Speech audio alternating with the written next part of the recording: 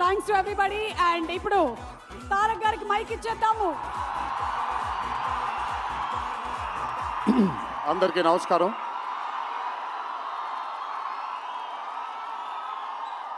మీరందరూ కొంచెం కామ్గా ఉంటే ఇక్కడ మాట్లాడే వాళ్ళు అక్కడికి వినిపించట్లేదు. సో మీరెంత కామ్గా ఉంటే వాళ్ళకి నేను మాట్లాడేది కూడా వినిపిస్తుంది.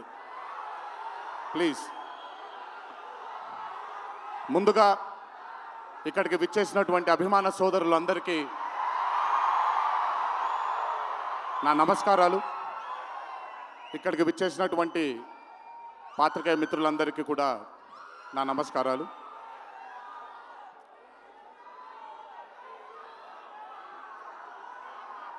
సిద్ధుని నేను పర్సనల్గా అంటే తన